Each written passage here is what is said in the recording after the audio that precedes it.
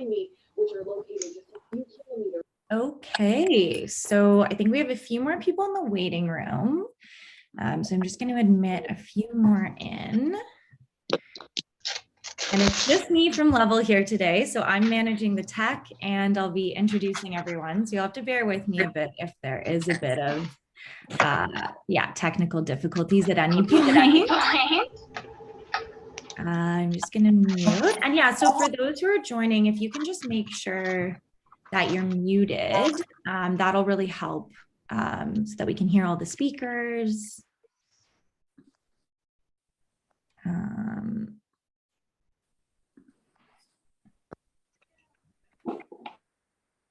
Okay. So I think we are ready to get started. So I'm going to share my screen just for a moment as we get going. Just give me 1 second. Okay, welcome everyone. This is our second installment of our 3-part cultural humility and empathy training series, which was developed in partnership with Future Ancestors. So we have Larissa from Future Ancestors here on the call today. And so each event in this series is going to focus on a different time period. And this is what Future Ancestors calls a braiding time series. And so last time we looked at the past and we looked a little bit at Indigenous legal systems and ways of doing justice, and really how imposing an alien legal system on Indigenous communities had deep effects.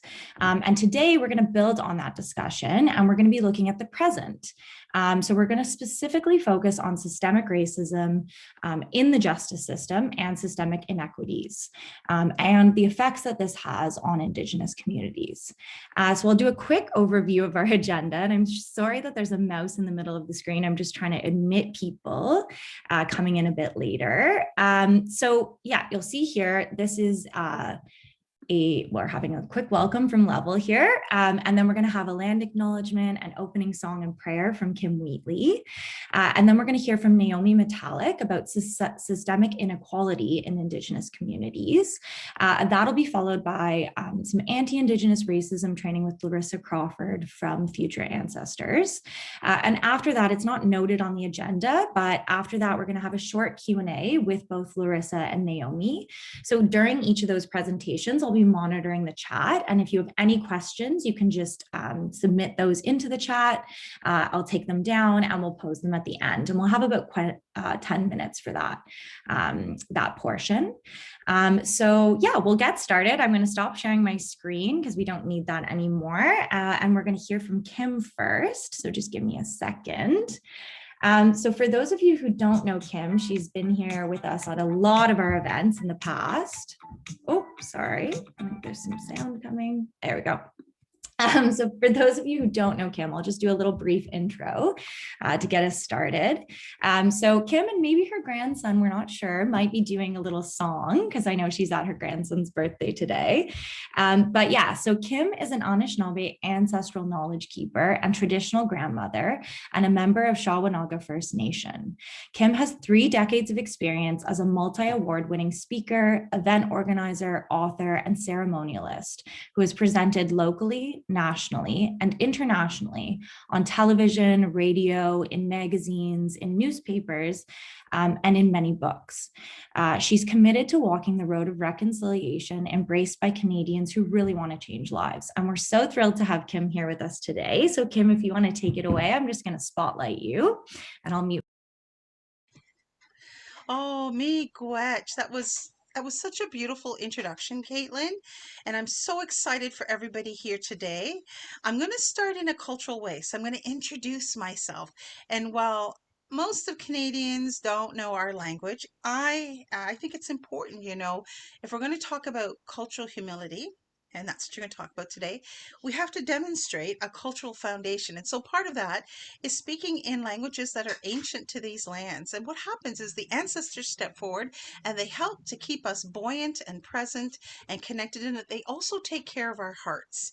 And when we talk about things like this, sometimes our hearts can get triggered, and we want to make sure that everybody leaves better than when they came, but also feeling loved, taken care of, and entering sacred and safe space. So anin bojo Mijake and Dodam, Shkoden Nigan Wawaskonen Indigenous cause, Shawanaga and Dunji, Havelock and Dunjaba Anishinaabe Kwe Ojibwe and Dow. I am indeed traditional grandmother Kim Wheatley, but I'm also known as head or leader of the Fire Flower. That's my spirit name.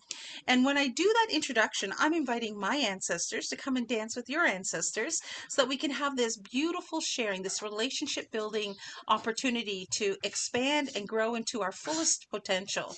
So when we bring our hearts and minds together and start anything off in a good way, we are going to start with a smudge, and I'm going to cyber smudge you because spirit knows no bounds. And so what I've lit here is a bit of smudge, and I know that the focus goes in and out, but that's what I'm holding, and it's sage, and I'm gonna just smudge the screen, and I'm gonna smudge myself, and I'm gonna smudge my grandson standing next to me. And what I'm doing is I'm essentially clearing the space. I'm clearing the seen space and the unseen space, and medicines can travel across the electronic kind of devices that we use today. Yes, it's okay. And they can also help in the spaces that you're in. So even though we're not in the same room, we get this kind of opportunity to connect and bring our minds together. And this is what we're really trying to do, is we're trying to bring our minds together, and not this mind. We want to go down to our heart space mind, and we want to bring that. Yes, we want to bring that space into full bloom. We want to open it up so that we can listen with our hearts today. That creates safe space. It creates inclusive space, but it's also sacred space for each one of us, because even in these conversations, spirit has a place. Why? Because you're a spiritual being having a physical experience, and not a physical being having a spiritual experience. And as you go through the sharings today, you're going to hear a lot about the physical space and the impacts of that, and how weighty that can be, and then hopefully have some solutions on how to navigate that in a good way, or in a better way, or in a supportive way. And there's lots of options, I'm sure, that are going to be presented to you. Carry what you can. Everybody comes in at it from a different stage and place. Everybody has their own personal experiences to reflect on. Emotions can be triggered. And I want you to know that I'm going to stay the course with you. While you won't see my face on the screen, I'm going to mute, because I have a grandson here who's busy and he's only 4, but I'm also going to stay present. So even if you don't see my face and you don't hear me speaking, I'm here to hold that space for you as we go through this, so that you don't have that sense of isolation or apartness, that kind of separateness from what needs to happen here and what is going to happen, and to bring that full circle in kind of a complete way that leaves you feeling better than when you came. So just recognize that the role that I'm playing is primarily holding you up in an unseen space, but in the truest space of who you are. And to support that, I don't know where all of you are tuning in from, but I'm in Toronto today. I'm actually specifically in Mississauga, and all I see is blazing sunshine bouncing off of the snow. And it creates this really brightness, this real powerful kind of lightness within myself. And it reminds me, that in different stages, just like different seasons, we have to go through processes sometimes to experience and to learn. And hopefully we're doing this collectively in good ways, but we also take time to do that in our own time. So as we gather our hearts and minds together today, I want you to think about all of the older brothers and sisters you have, all of the helpers that you have. So the sands, the soils, the clays, the gravels, the rocks, the stone beings, and the mountains. Now these are your grandparents. These are grandmothers and grandfathers, the most ancient beings on earth, the ones who hold us up. And then we want to bring our hearts and minds together, and we want to think about all of the grasses, the shrubs, the trees, the bushes, the hardwoods, the softwoods, the berries, the hanging fruits, and all of the medicines. Now this is the second order of creation, and they wrap their roots around the grandmothers and grandfathers, but they're kind of like an interface to the second space and place that nourishes us, takes care of us, shelters us from the elements, even pokes its head through the snow in the wintertime to let us know they're still there. And then we want to bring our hearts and minds together, and we want to think about the third order of creation. And these are indeed what we refer to as elder brothers and sisters. And this would be all of the swimmers, the crawlers, the flyers, the two-leggeds, the four-leggeds, those that live up in the sky world, and those that live beneath the earth. Now, these beings are our food source, our companions, but there are teachers as well. And so they're bearing witness to what we do on a daily basis. Just think about the bird song you might have heard this morning, and the way that they look in the windows when we're looking out of the windows, and how there's that moment, there's that moment of connection. There's that moment of perhaps understanding. So as we think about this, I also want to draw your attention towards the fourth order of creation. And this would be, the men, the women, and the children that have ever been here, that are here right now, and that are on their way. So they're all part of the human family, and that's who you're a part of. And I want you to embrace the wholeness of who you are today in a good way. I want you to remember that you have value, that you are worthy, that you are capable, that you are, a superhero in your own life and in your own right. So embrace that. And if there's something that catches you up today and you feel like, I don't understand what they're saying, I don't get that, be kind to yourself. Give yourself some more time to acquire that. But honor where you're at and what you're capable of holding on this day, just like everybody else. So I encourage good listening. I encourage opening up and listening from the heart space. And I encourage you to embrace this song that I'm going to use as a closing, just to really invite Spirit to come and walk with us today, and continue to hold us in those spaces, those ancient spaces that have always been here, and hopefully will continue to be here for us. And this is a grandmother's song. It's a song that always makes me feel light and bubbly, and maybe it'll help you to feel that way too. And I'm going to sing it out to the 4 cardinal directions, because I don't know where you come from. I don't know where you're going to travel to, but wherever you go, I want you to know that these prayers will travel with you.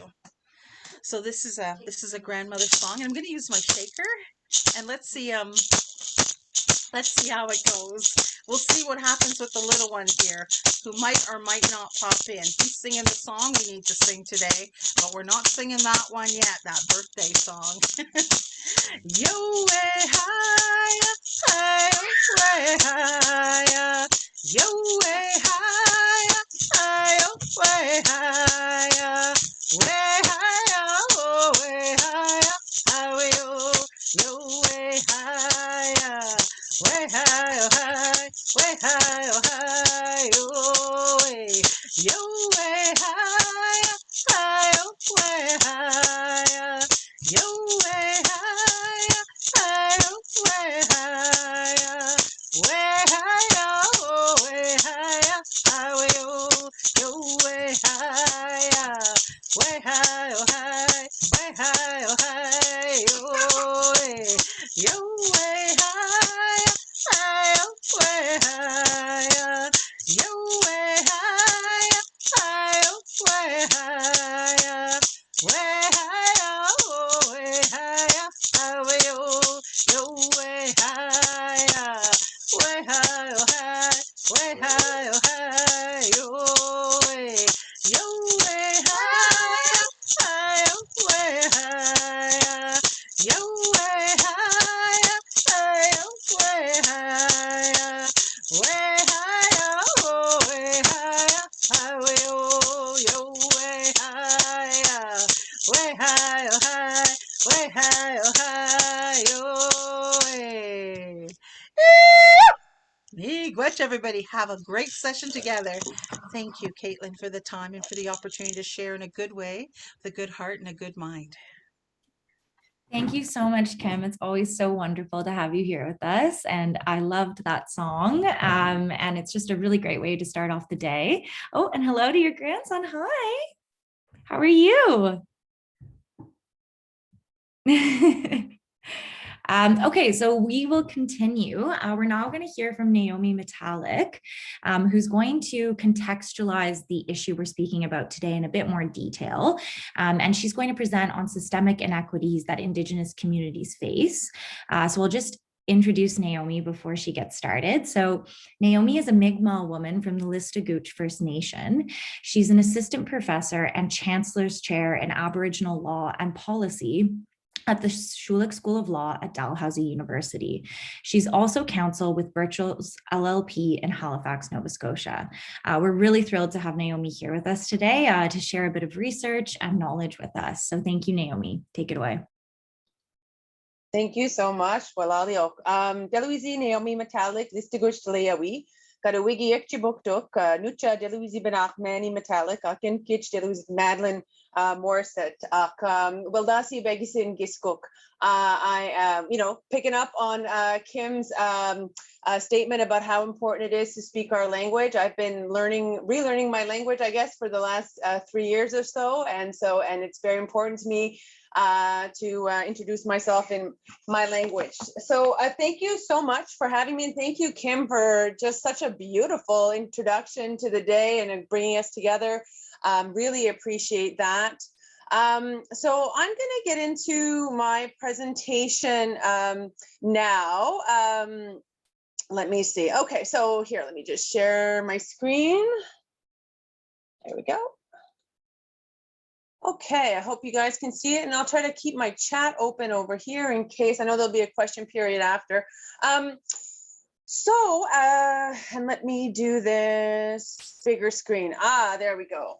So some of the research I've done, I worked as a lawyer for about 10 years, working with different Mi'kmaq and Wolastoqiyik communities in Nova Scotia and New Brunswick.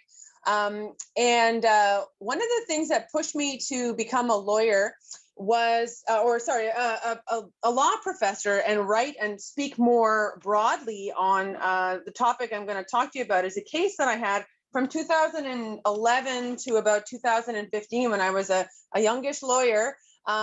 This case came in, and it was about social assistance on reserves in the Maritimes, and the Harper government making a decision that would have resulted in significant cuts being made to social assistance on reserve, which is already quite low. And that whole case really changed my life in some respects, is that it taught me so much about what is happening in First Nations communities on reserve that I had never learned about, even though I grew up on reserve.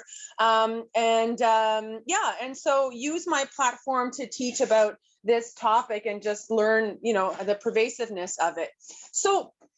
And sometimes when I speak about this, I'm sort of on panels. The other day I was on a panel about intergenerational impacts of residential schools and 60 Scoop.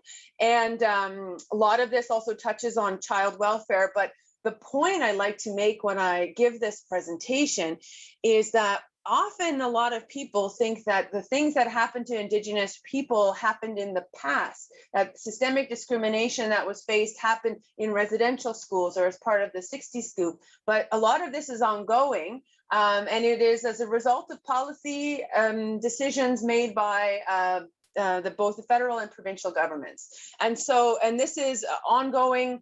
And so it's important for people to realize this is happening, because we can make a difference in pushing for change in this area. And I think that this has a significant impact on the daily lives of Indigenous children and families. And so really deserves to be looked at, and for us to push our governments to do far more to address essentially what is ongoing discrimination.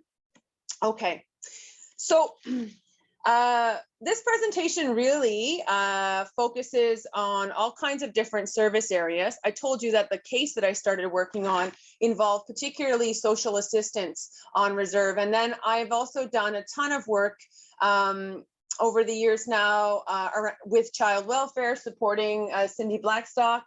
I'll talk about her a little bit more after, and the amazing case that she brought to the Canadian Human Rights Tribunal. But really, all the things I'm going to tell you about actually apply to a whole bunch of really important areas that are kind of basic areas that we all rely on these days for basic essential services. So you see my list here. And in fact, it goes beyond essential service areas too, I think, to actually also other areas like policing in First Nations communities and other justice issues relating to, justice services provided in First Nations communities. So I'm talking about a wide variety of services. Okay, next, let me take it to my next slide. Why is this area a problem? And I'm not going to get too technical. It does stem from, or at least government's interpretation of constitutional provisions, particularly the division of powers in our one of our constitutional documents. You might not know this, but there's one of our constitutional documents sort of has a list of powers for the federal government.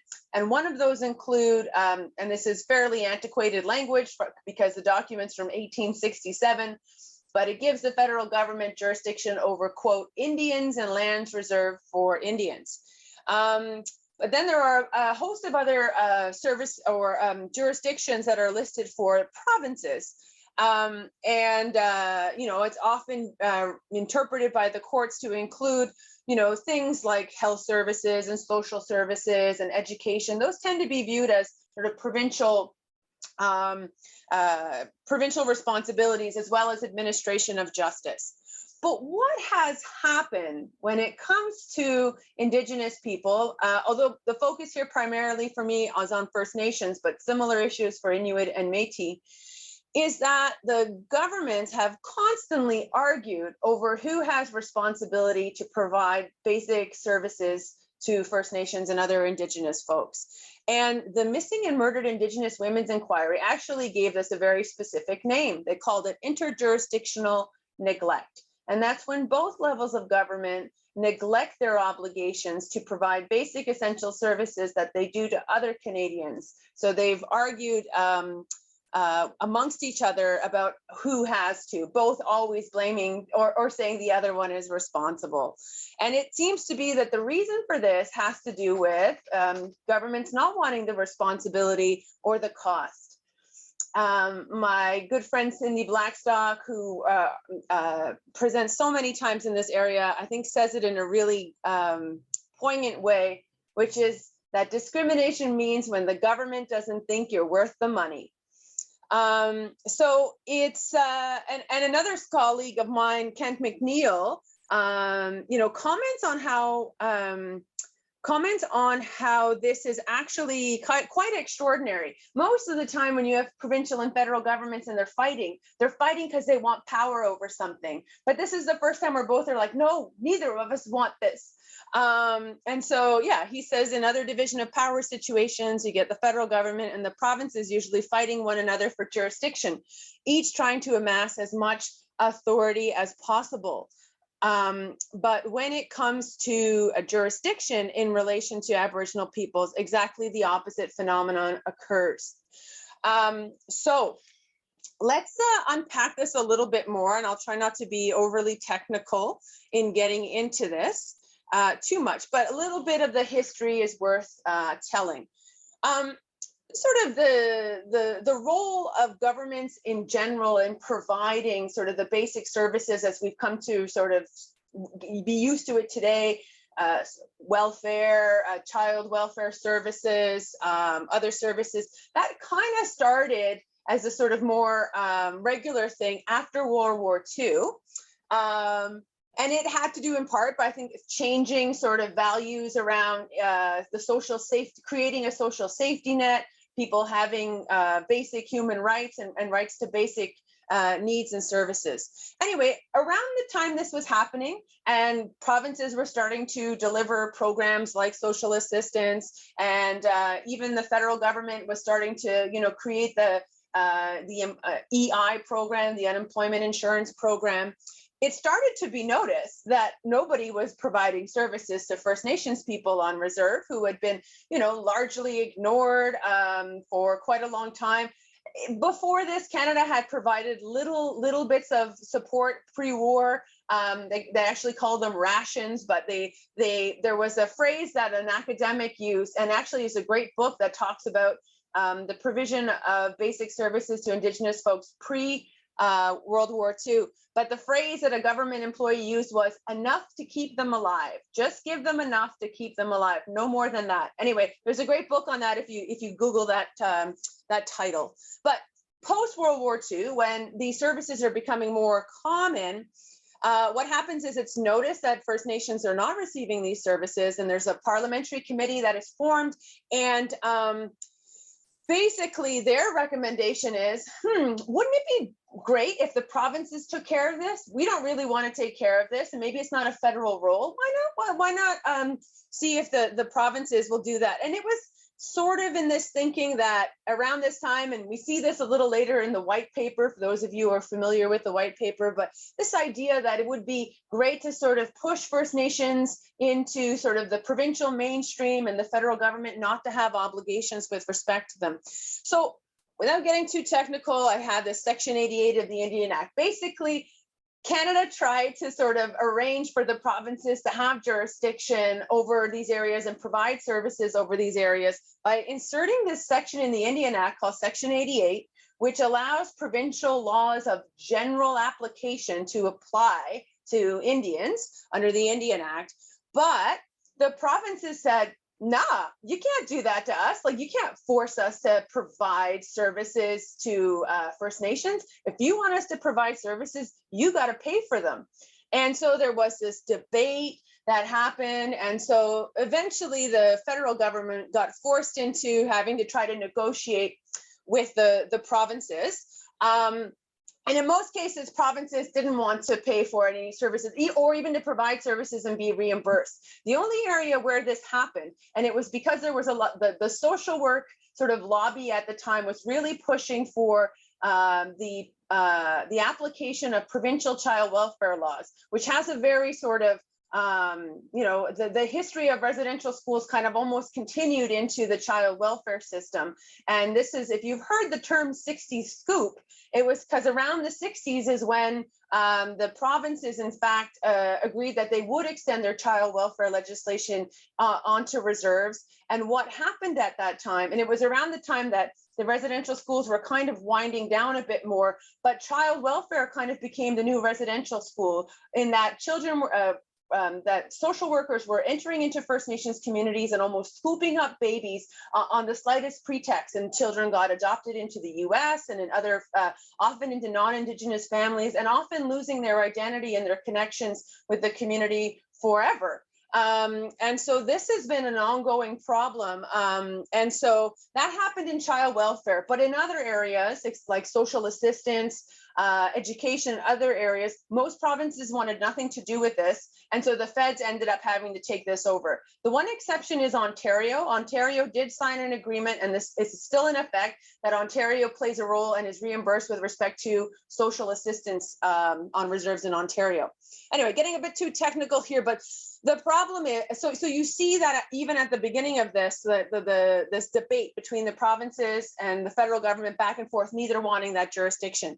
And then most of the time, the feds had to provide the services directly, but they adopted this bizarre rule in that they weren't going to pass any laws. They were instead going to just seek permission to provide services similar to what was being provided in the provinces. So they got this permission from Treasury Board to adopt provincial standards and procedures for administration for relief assistance to Indians. So basically, this gets called the Comparability Rule. But basically, the feds said that, in providing services, they would try to mimic or reproduce provincial rules in their policies and apply that to First Nations. I'll get why it's a problem in a second. Later on, especially after, like in the 70s and the 80s, there becomes more pressure with Indigenous groups becoming more mobilized and pushing for Aboriginal rights, pushing on the government for greater community involvement in the provision of services.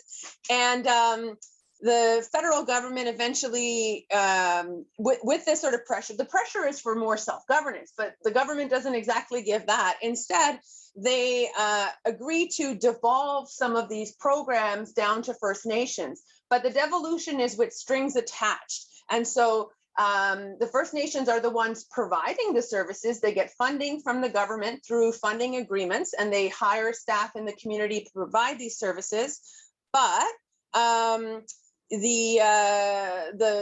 the federal government still determines the rules. They said, yeah, you still got to apply the provincial rules, and you got to keep track of every dollar you spent and report on every dollar spent. So you get sort of the Indigenous groups or the First Nations offering these programs, but really with many, many strings attached.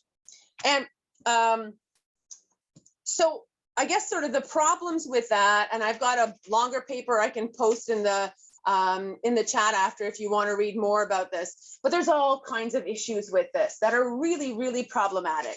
So one, again, on this, and I put them in sort of three buckets of a problem: interjurisdictional neglect, provincial comparability, and program devolution. But some of the problems with this, debate constantly between the federal government and the provincial governments about not wanting to provide services is that at the end of the day, no one is really responsible for policy development in First Nations. You get the feds funding it, they rely on the provincial rules, but the provinces are not talking with First Nations to figure out how their programs or their services affect First Nations. So nobody is actually looking to see whether like these policies are being provided in a way that makes sense for Indigenous folks. There's also no law here. It's all being done under policy and funding agreements, which gives a ton of discretion to the federal government to change the rules, and it's if they see fit, kind of quickly without a lot of oversight by Parliament or other actors. And basically it just gives the government a lot of control and not a lot of options for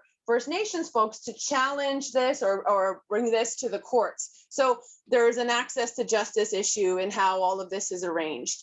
On the provincial comparability part of the aspect, so imposing federal rules on the delivery of services on reserve, it's been written about quite a bit that this tends to be fairly assimilative. Programs like provincial social assistance or child welfare are all based in Euro-Canadian sort of norms about what it is, what a family is, what a nuclear family is, expectations around going out into the labor market, that there are jobs available, and all of these sort of assumptions underlie these programs, and they may not work whatsoever when it comes to actual life and circumstances on reserve or Indigenous worldviews. And the government said that it was intending to provide programs that were going to be comparable, similar to the provinces, but they never actually really studied it. So as they went on providing this funding and these programs, they weren't actually checking to make sure they were funding anything nearly equivalent to what the provinces were. Various studies that had been done found that in fact the federal government was underfunding these services. They were not providing anywhere near the amount of services provided in the provinces. And just for one illustration, this big case that I'll talk about in a sec that actually found that there was systemic discrimination by the federal government in child welfare, some of the studies that had informed the court case, which had been shared with the government almost a decade before, so the government knew, was something like child welfare services on reserve were funded 20 to 37% less than groups in to the same level of the provinces, and that resulted in more apprehension of First Nations children and greater overrepresentation in the child welfare system. Yeah, and I guess the last sort of point that I'll say on this one is that so there's many problems with comparability, and then program devolution as well is a real issue because it looks on the surface to somebody who looks at a First Nations and they see the First Nations delivering all these services, they may think, oh, they appear to be self-governing or managing their own affairs. But they're really not making any of the decisions that lead to good good administration of these programs. It's essentially a sort of a take it or leave it sort of agreement, and these are for basic essential services that really that people depend on to live. These agreements, sometimes it was clearly known that it was deeply underfunded, but the First Nations really had no recourse to be able to challenge how inadequate the funding is, and sometimes they would groups would sort of there was an example around the time of the Harper government that a bunch of First Nations actually said, we'll accept this funding because we have no choice, but at the same time we'd like to say we feel we're doing this under duress, meaning we feel pressured to take this when we don't think it's reasonable, and the government said you got to withdraw those letters or retract those letters or we're not going to give you your funding. So some real big issues there. There's also massive reporting requirements as part of some some of the strings attached, which maybe don't seem like a big deal perhaps, but like I think there was an Auditor General report that said something like for one agreement that lasted 1 year, a First Nation had to submit something like 137 reports. Imagine that. And this is the same people who are supposed to be providing the services. So they found themselves probably spending most of their time doing reports, which the Auditor General of Canada and others have found actually were not, doing anything but tracking where the money got spent, as opposed to determining whether these services were actually improving well-being. So yeah, this whole sort of scheme really gives the government massive control over the lives of Indigenous folks. So really, really problematic system in the way it works. But there's been some legal developments in the last few years. And then so I'll try to say that we're moving in the right direction. There's a heck of a lot more work that still needs to happen. So on the screen is my hero, Cindy Blackstock, is this amazing woman. She's Gitxsan from British Columbia, but has devoted her entire life to raising awareness about the underfunding of First Nations child welfare on reserve. And she's got with her on her shoulder Spirit Bear. And if you're in Cindy's army, you get your own bear. She will gift you a bear. This is Weenedge, my bear, and I have a responsibility as somebody who works with Cindy to bring my bear along to tell the story about the Caring Society. And I take a small moment. So Cindy is a First Nations social worker, and she was working in the provinces in BC, but then she got moved to a First Nations child welfare agency, and very, very quickly realized how deeply underfunded compared to the provinces it was. And she made it her life's goal to, to fix this or to address this and hold government accountable. And that has involved, she created the First Nations Caring Society, and has had to go so far as to bring a human rights complaint against the government of Canada, which took 9 years to get a decision. And there's still part you may hear in the media that it's still being discussed because there's aspects of it that are still ongoing. But this decision was really groundbreaking. It found that Canada was responsible to provide child welfare services on reserve, something that Canada had long denied that it had responsibility for. It confirmed Jordan's principle as a human rights principle. I'll come back to that in a sec. It found that Canada's underfunding indeed did result in overrepresentation of Indigenous children in child welfare care, and that like residential schools was perpetuating historic disadvantage and historic assimilation.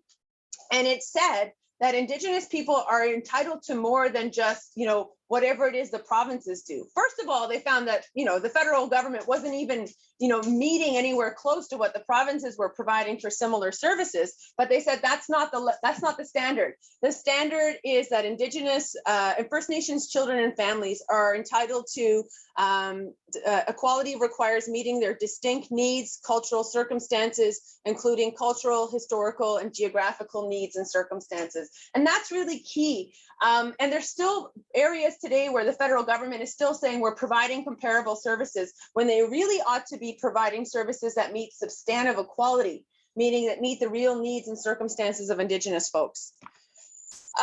And so I also said that Jordan's principle was recognized in this case, and Jordan's principle is a principle named after a young man. Sorry about my dogs, I'm going to close the door. They're about to get supper. They get very excited about that. Sorry. So Jordan's principle was named on behalf of Jordan River Anderson, a young First Nations man who died in hospital at age of 5. He had several severe disabilities, and so he could have at least, gone home, he in his young life. But the federal government and the Manitoba government argued about who had responsibility to pay for his care once he went home. And so the governments disputed that so long that poor Jordan died without ever getting to go home. And that led parliamentarians and other governments to say that shouldn't happen. Government wrangling over who has to pay for services to an Indigenous child should not result in them being denied or delayed a service. And really, the rule should be, so this is what Jordan's principle stands for, the first government that is approached by the child or the child's family to pay for a needed service should pay, and then jurisdictional disputes about who should pay the bill at the end of the day will be dealt with between the two levels of government, but children and families should not suffer or delay because of that. And so there's been a few more cases since that have said this is not just a principle of or a rule that was came up with by parliamentarians. In fact, this is a human rights principle, especially in the context of Indigenous people, where you've had this classic sort of interjurisdictional neglect happening. This is the solution to it, which is to see that, you know, governments should not be able to get away with debating about who should pay. So Jordan's principle is such an important principle. Yeah, I've mentioned earlier, I'm seeing a few more minutes left. I had mentioned too that the Missing and Murdered Indigenous Women's final report also named interjurisdictional neglect. And not only that, they said that it breaches the relationship and responsibility of governments to Indigenous peoples, and also breaches Section 7 of the Charter, which is the right to life, liberty, and security of the person. And so they found that there was all kinds of denials of services to Indigenous women and girls in all kinds of areas that they were looking at in their report. And so they named it and called it and said that something really has to change in terms of how both levels of government in Canada have constantly skirted their responsibilities in providing basic essential services to Indigenous families, children, women, girls, etc., persons with disabilities. And so another little case here in the time that I have, another interesting one, this one's from Manitoba. So this is from a Manitoba human rights panel. And it's illustrating another issue. So here, it was a family living on reserve with healthcare needs, and they approached the province, and the province said, no, we're not going to provide you any services. And the young man had various disabilities and needed services. Anyway, the Manitoba Human Rights Panel found that Manitoba couldn't rely on, oh, well, the federal government takes care of First Nations on reserve. And so you get this quote here, basically, I'll just read the little part at the bottom. The Canadian constitutional framework does not amount to a reasonable justification for the discriminatory treatment of complainants. So basically emphasizing that provinces have responsibilities to First Nations, the federal government also has responsibilities to First Nations, and they cannot be ignored. Yeah, and here's a kind of a similar case that I'm pretty excited about called Turtle from the Ontario Court of Appeal, or the Ontario Court of Justice. And here was 5 women from Pikangikum First Nation who had been sentenced to serve intermittent sentences. I think it was drinking and driving violations. But they had been ruled to get intermittent sentences, but because Pikangikum is fairly far north in Ontario, there was actually no ability for them to serve their sentences in a sort of intermittent way. That means that you go on the weekend and come back for the rest of the week. They all had young kids. They couldn't, you know, do their whole sentence in one shot. But there was no ability to, because in their First Nations community, they didn't have access to these services. They had asked the federal government and the provincial government to, you know, support them and perhaps create facilities that would allow for this. Neither seemed to have much interest in that. And so anyway, they argued that this breached their charter right to equality, and the court agreed. But what I really love about this particular decision, they found that, you know, it was unreasonable for both levels of government to deny the service, but also look to the treaty relationship. And so the court spoke at length about, you know, this is not how you treat a treaty partner. And that, yeah, so I'll leave the quote for you to read, but the whole analysis is infused with an idea that not only are these basic essential services, but governments have obligations to Indigenous peoples through that treaty relationship, and that this is not being respected. Yeah, this is my last slide, so I'll end on that. And that's to say, there has been some developments in the last 5 years legislatively, governments responding in some different ways that have been positive, certainly not perfect, positive. opportunities to move us forward. There's some different federal acts that I think speak to more of the government's role in providing services that meet substantive equality, that meet the basic needs of First Nations. Whether this is actually being adhered to by government officials is another question, but there is some legislation that does that. I can I'll post in the chat some information about this new act, the Department of Indigenous Services Act, that kind of talks about that. We get the new, sorry, there's a typo here, but the new child welfare law as well does do some things to ensure that Indigenous children are, maintain connections with their families and communities. Again, it's not perfect, but it is an improvement in some respects. We know also that the federal government is working on new legislation on Indigenous issues in policing and health services. And again, these are all areas that are long neglected, and interjurisdictional neglect is happening all over the place. So these are good things, but there's a ways to go. And, at the heart of all this, I come back to Cindy's quote that discrimination, it means when government doesn't think you're worth the money. And even with some of these changes that have made, you're still hearing governments trying to, skirt the real issue, which is none of them are really willing to invest and to ensure that services meet the real needs and circumstances of Indigenous people.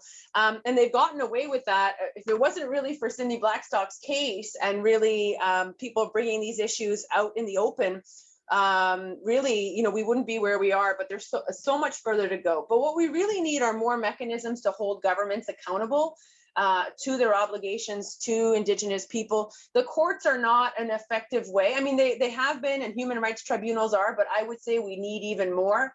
The MMIW report spoke about the need for an Indigenous tribunal where all issues of Indigenous rights, including under the UN Declaration, could be dealt with in a way to make sure that governments were upholding their obligations. Anyway, so I think that there's a ways to go, and that we can pressure governments to do a lot more to respect their human rights obligations to Indigenous people. So I'll end with that. Sorry to be 3 minutes over, Caitlin.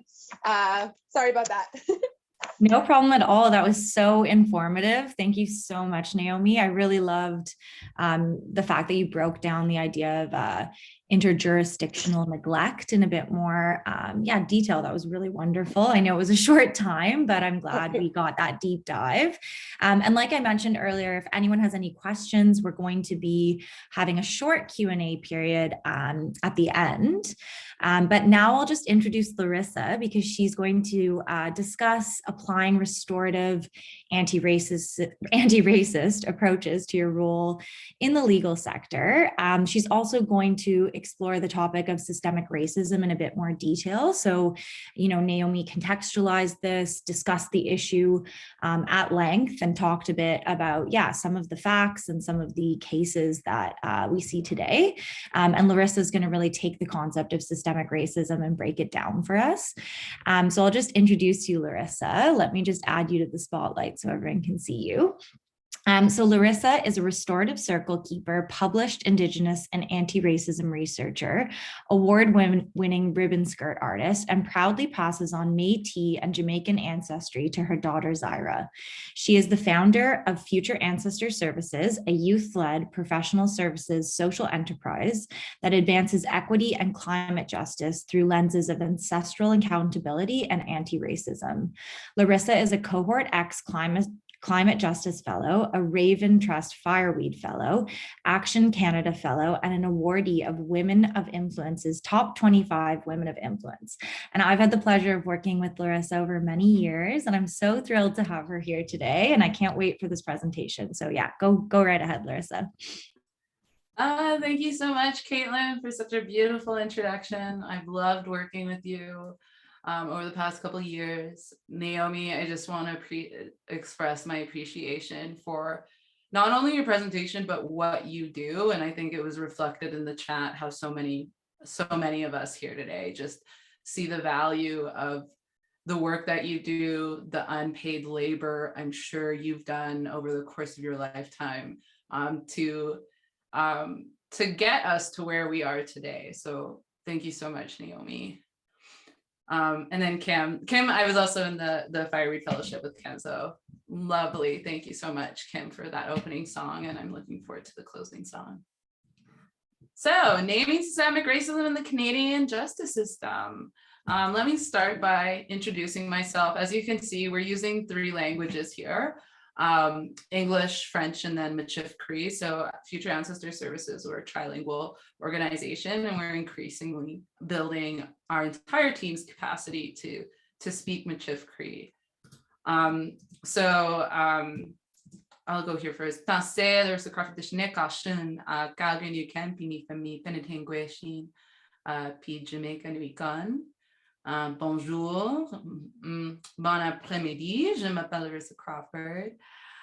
J'ai une ascendance métisse de Penitengweshin, une ascendance afro-caribéenne de Jamaïque. Je suis à Calgary.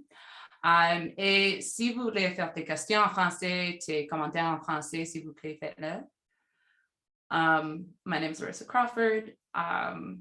I'm calling in from Treaty 7 territory, the traditional territory of the Blackfoot Confederacy, the Tsuut'ina and the Stoney Nakoda nations, as well as Métis Nation homeland. And this is really important for me to acknowledge because my relationship to the original caregivers, the family I have here, has deeply informed how I understand so much of what I'll speak to today. I also spent 7 years living in Toronto, and so I learned so much from Anishinaabeg and Métis peoples out there about restorative practice, restorative circle keeping, and that's really shaped kind of what you're going to see today. I worked in the Gladue court system as a volunteer at the Aboriginal Legal Services of Toronto, and so and then I operate as a community mediator and more so as a restorative circle keeper in legal and non-legal spaces. And so I really enjoy the topic we're going to be talking about today. I think about it a lot. It's affected so many around me. And I really hope that I can offer something valuable to you today. Now, I just want to open with a quick statement on our relationship to land. And I'll share this quote. In the settler mind, land was property, real estate, capital, or natural resources. But to our people, it was everything: identity, the connection to our ancestors, the home of our non-human kinfolk, our pharmacy, our library, the source of all that sustained us. So this is from Robin Wall Kimmerer, from Braiding Sweetgrass, which I highly recommend. And I love this quote because in this quote, what she does here is she articulates how worldviews shape our relationships. In this case, our relationship to land. Now, what happens in legal spaces, but in our society in general, and you may have encountered this many times in the past, and if you haven't, really listen to this. But in the settler mind, land was property, real estate, capital, or natural resources. This is a worldview that is enshrined in law. This is a worldview that is enshrined in the way this nation operates. And what happens is that this worldview and the consequential relationships and nature of those relationships are positioned as the only truth, as the only legitimate way of being. And so what happens is that when we have other worldviews, many Indigenous worldviews, we are often pushed to the side as being devalued, as being illegitimate, or at best being nice to have, but not necessary, or nice to have, but it needs to be validated by white and Western scientists. And so today I'm going to be speaking to a lot of harm. And so much of this harm comes from people positioning a worldview as the only legitimate one. And again, those consequential relationships, but also an unawareness of our worldviews.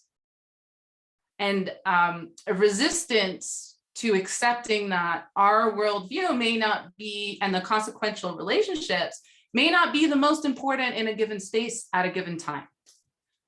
So this is a skill. I just wanted to articulate and emphasize this skill as we navigate the conversations today, because some of it may challenge your truths. And I'm not here to argue that the way of understanding any information I present is the only way to understand it. I'm not here trying to prove that I am the only one that's right. But I'm here to present a truth and truths informed by maybe a different worldview than you've come to know, or hopefully validating some of the experiences you've had and some of the knowledge you carry.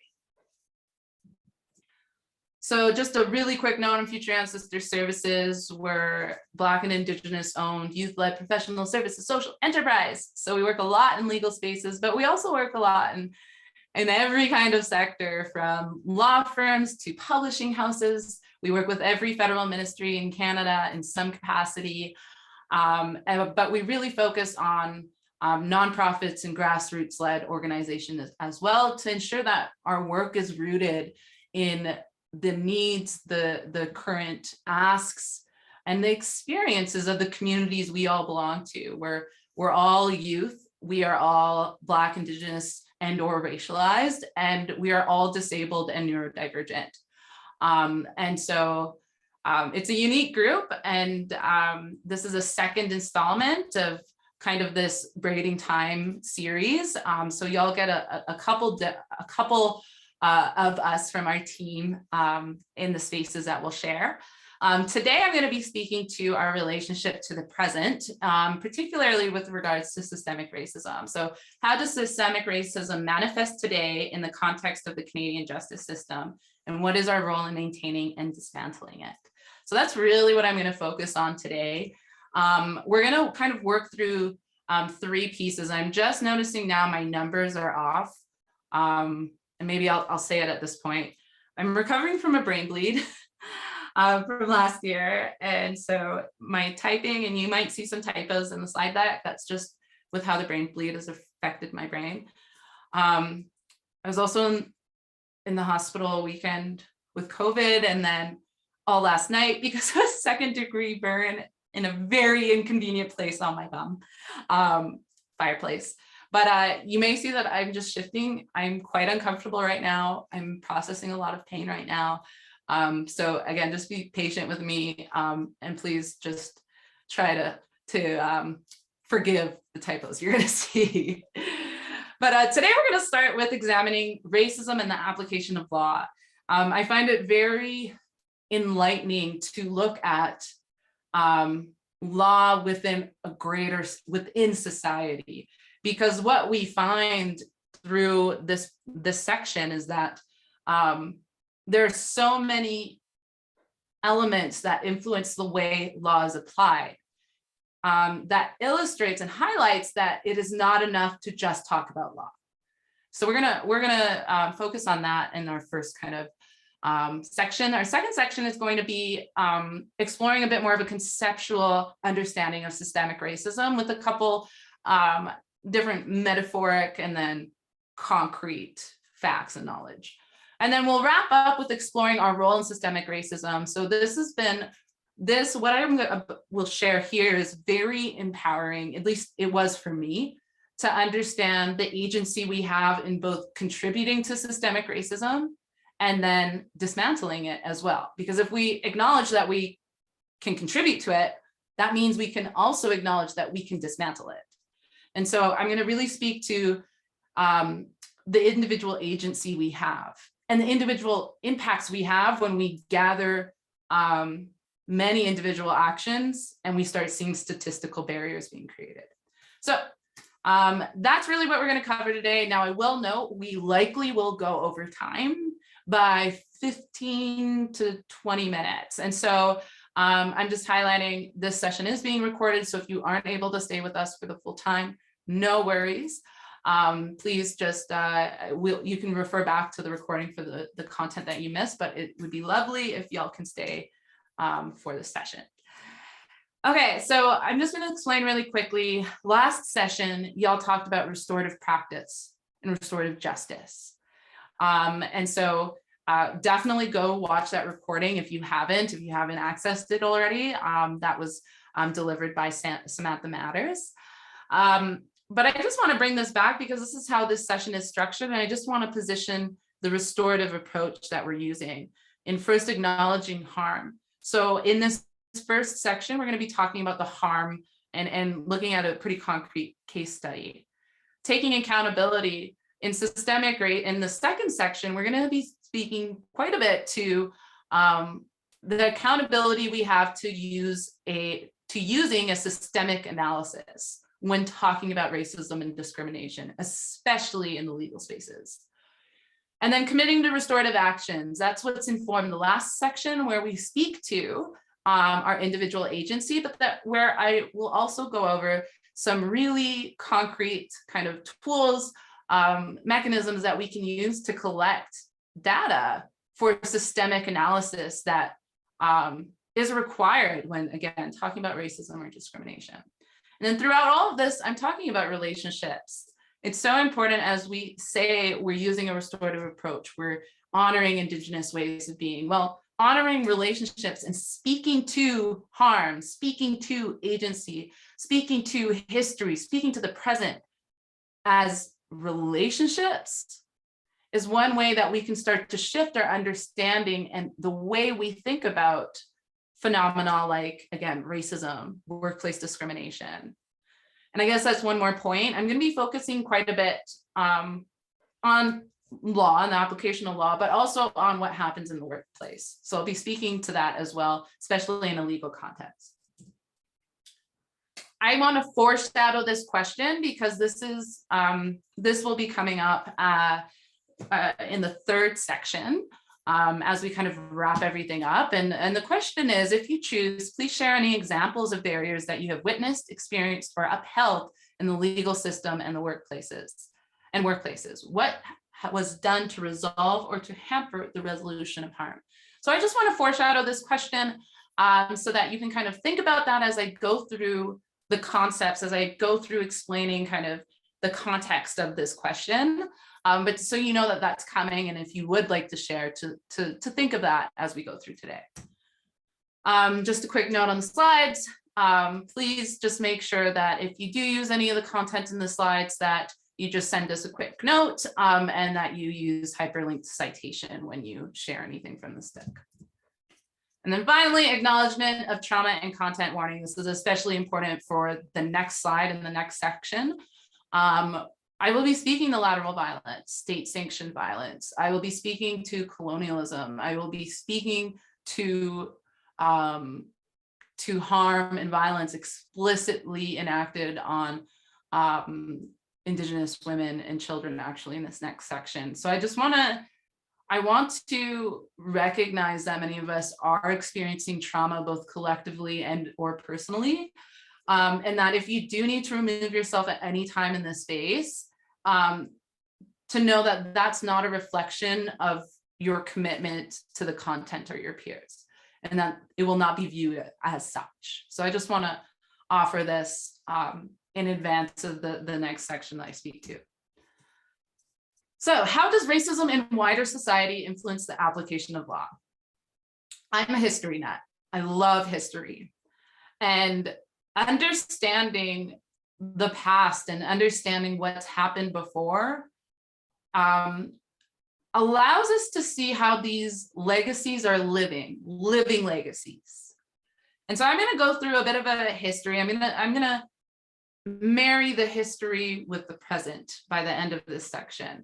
But I really want to dive into a case study just to illustrate some of the concepts I'm going to be speaking about in the later sections. So let's look at a case study. We're going to use a case study, social construction of Aboriginal peoples in the Saskatchewan print media.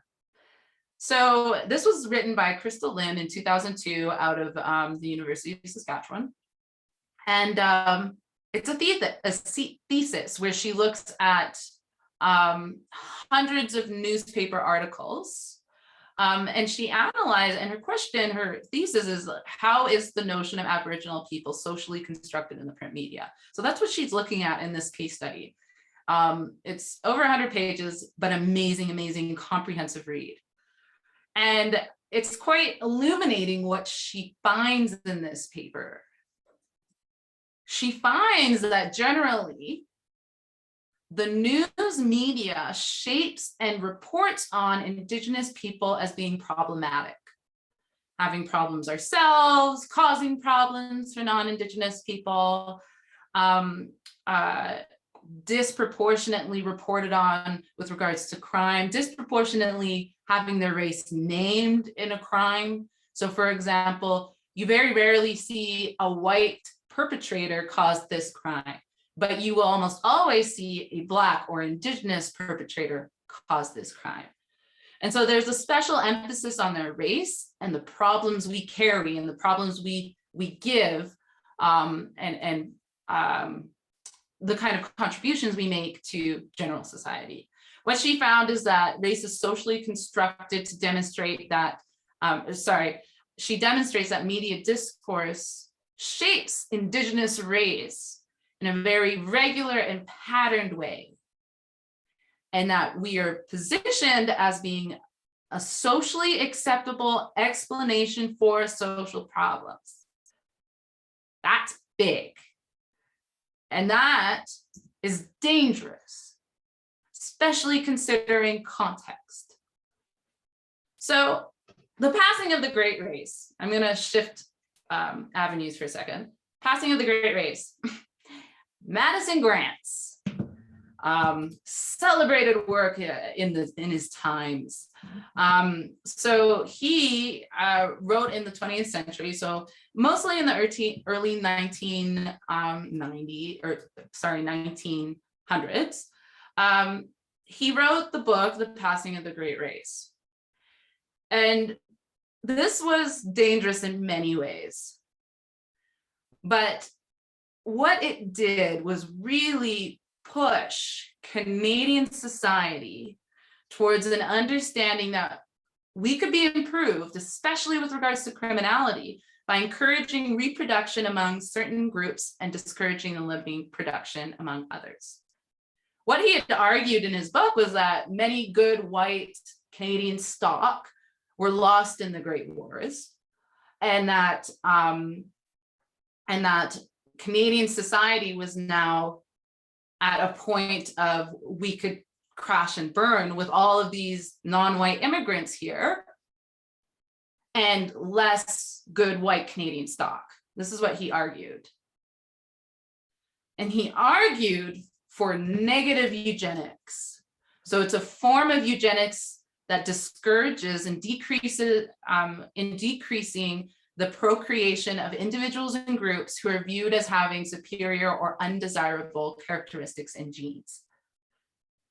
So this, what it argues is that these undesirable characteristics are hereditary, exclusively hereditary. So intellectual disability, mental illness, alcoholism, poverty, criminality, various forms of immoral behavior.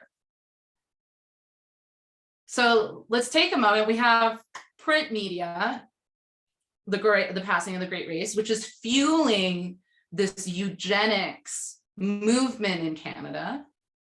We have news media shaping Indigenous race in a way that is positioning us as having exclusively these hereditary traits.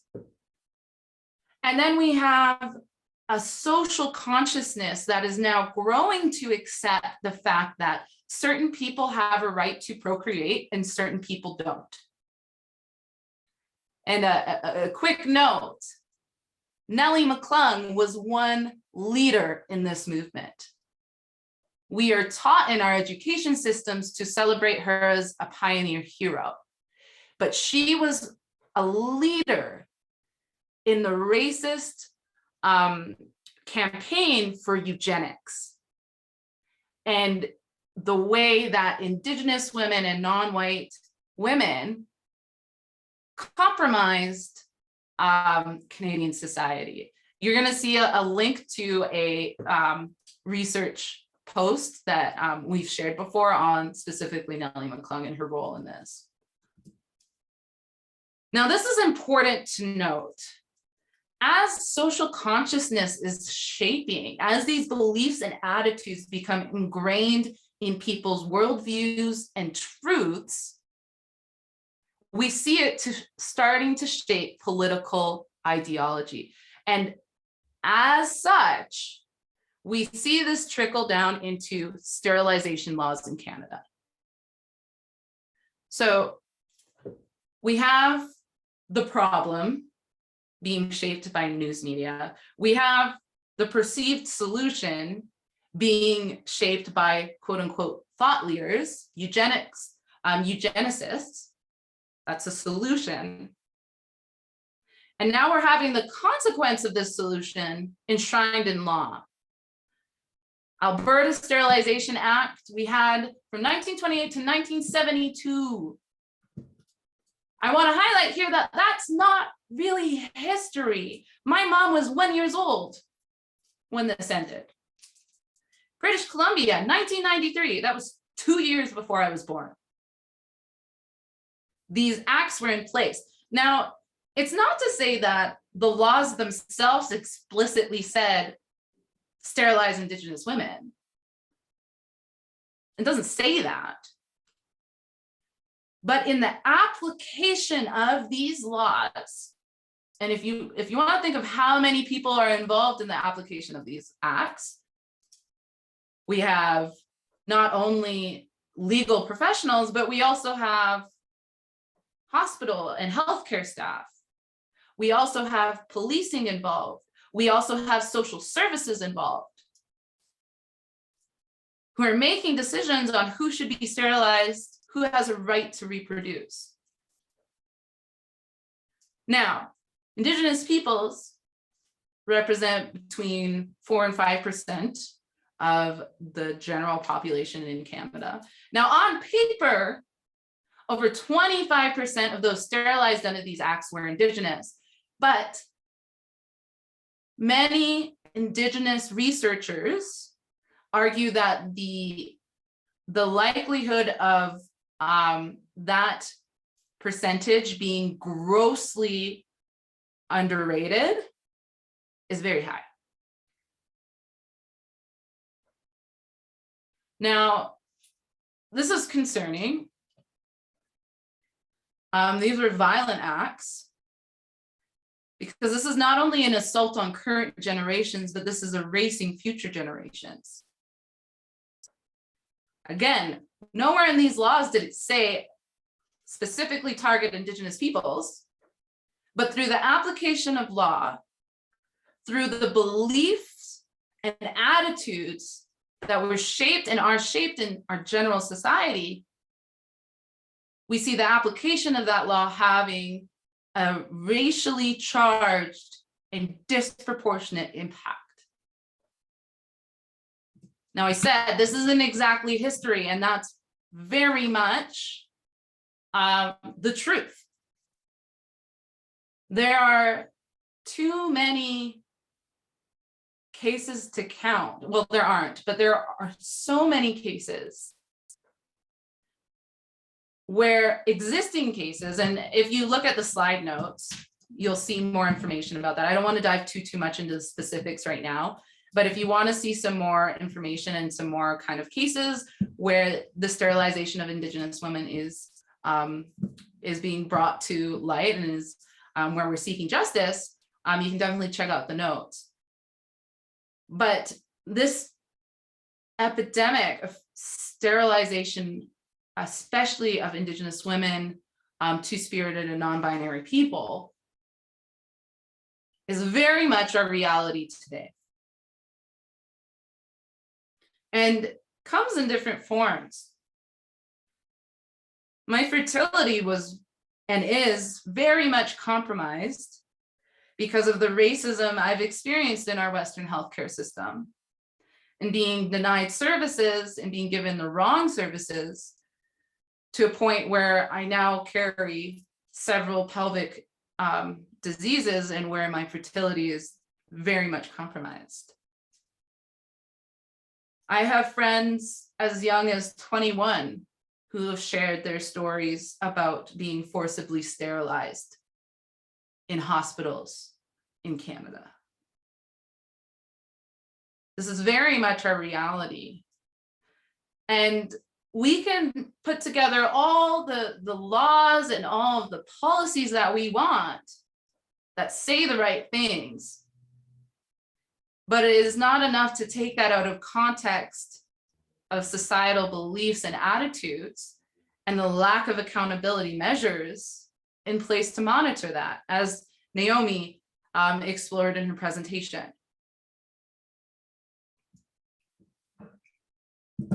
Now, this is important, and I share this because this makes sense of what's happening now. And this, we're all very intelligent people, we're all very educated.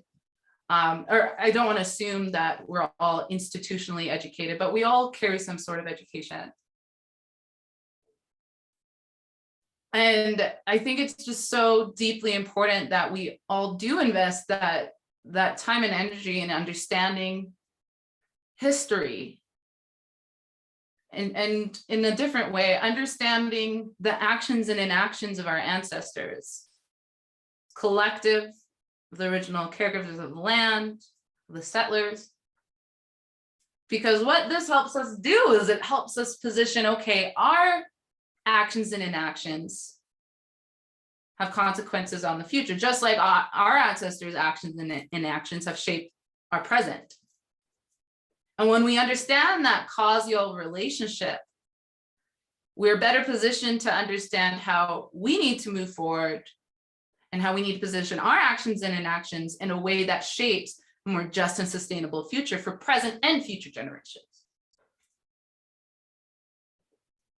Now, what I've walked through is systemic racism. What I walked through and what I really tried to emphasize is how so many elements of a society are and influence the application of a law. So it's not enough to just look at within the legal system to understand that issue.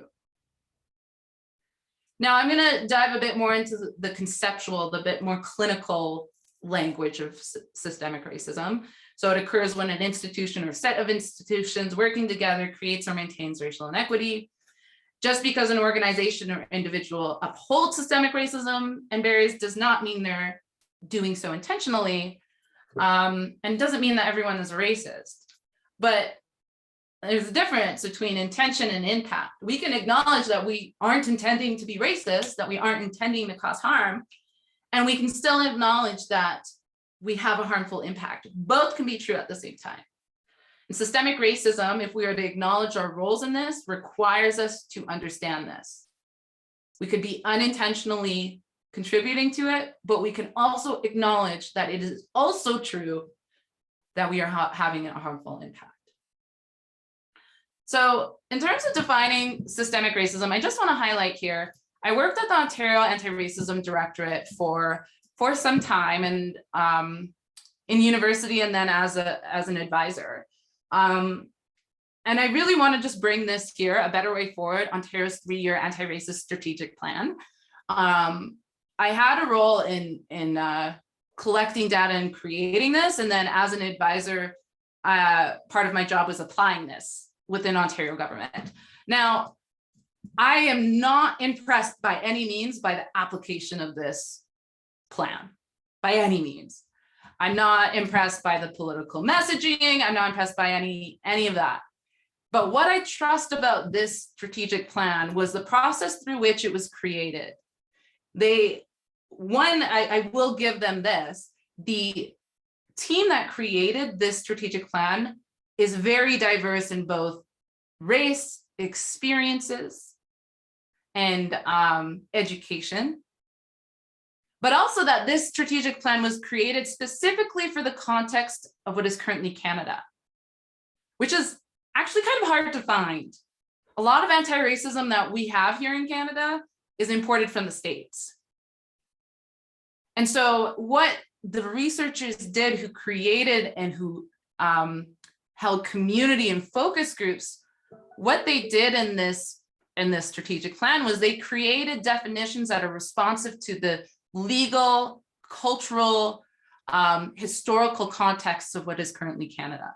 So you have definitions for systemic racism. You also have just a really great example of what it looks like to plan for anti-racism, for systemic racism analysis, but also honoring the differences of racism, experiences of racism between different racial groups. So very highly recommend this as a resource. It's obviously expired, but I still always use this. A great glossary of terms as well. So I just want to highlight that's where this is coming from. Now, I'm going to get a little conceptual here, and I just want to, again, this is just another way to understand systemic racism.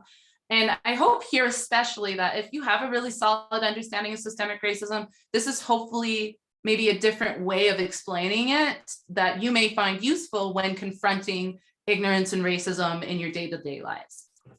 So I really like using this. It's called the birdcage metaphor. And I came across this and we built it out actually when I was working at the Ontario Anti-Racism Directorate. So there's a bird in a birdcage and it can't fly. Now the bird owner is looking way too closely. All they see is the bird. So their understanding of the problem is that this bird cannot fly. It must be ill or incompetent. It is the bird's fault. The bird is the problem. They're looking too closely. They can't see the bars around. They only see the bird and the fact that the bird is not flying. Now this is really interesting. I'm gonna kind of flow between the concept, the metaphor, and like a case study in reality. So let's say the problem is overrepresentation of Black and Indigenous peoples incarcerated in what is currently Canada. In 2020, Black people accounted for 10% of the inmates in Canada. Indigenous people, although we are 3.5% of the population. So Black people, 10% incarcerated, but we represent 3.5% of the nation's population. Indigenous peoples, we again represent 4 to 5% of the Canadian population. But in 2020, Indigenous representation in these prisons, in our prison system, represented over 30%. We are also more susceptible to be incarcerated for longer. Now, if someone just looks at that raw data, they can say, well, obviously Black and Indigenous people are the problem. We need to manage this problem. That's what Madison Grant did. That's what Nellie McClung did in their eugenics movement. That's what media does when it's uncritically reporting, positioning the people as the problem. And in eugenics, their whole resolution was on the assumption that we are the problem. Let's go back to the birdcage. So say this owner takes a step back. They're still looking really closely, but they can see 1 or 2 bars of this birdcage. Now they may say, well, it's 1 or 2 bars. Why doesn't the bird just fly around it? Why doesn't the bird just get over it? Why doesn't the bird just get over it? Many, if not all of us, have heard comments in this nature when speaking about historical and contemporary racial injustices. The bird owner may even go through the process of removing a bar or 2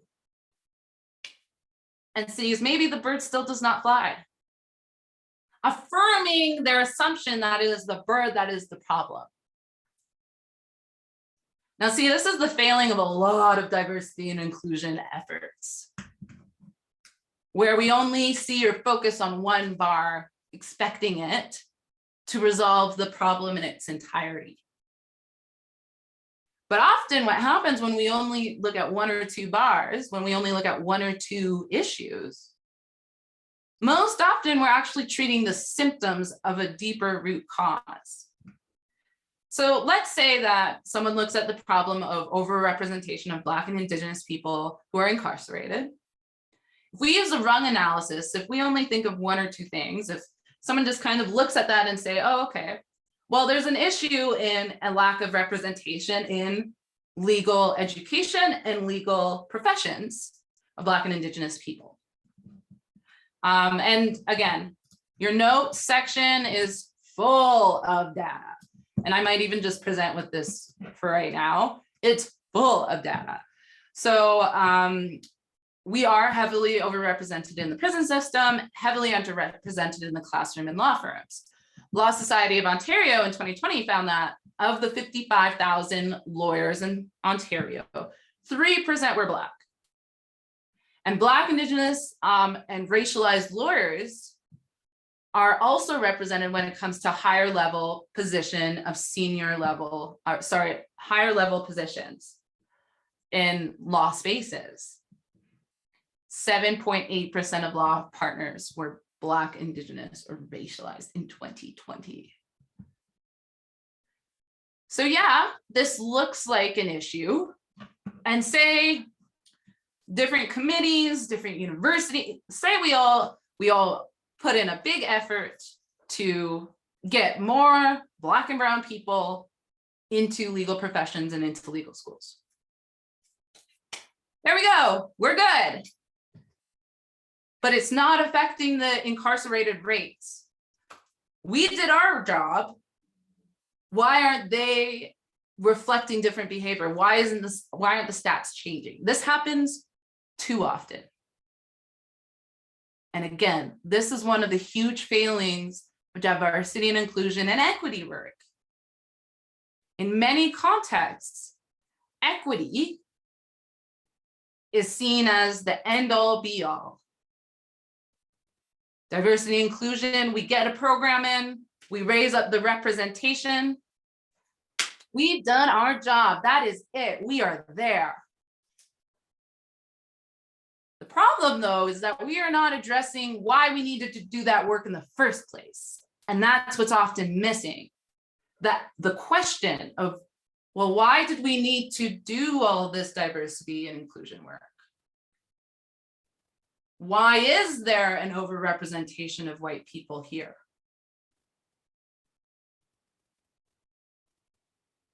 Too often we're focused on the symptom, and that's the danger of only looking at one or two sectors, at looking at one institution.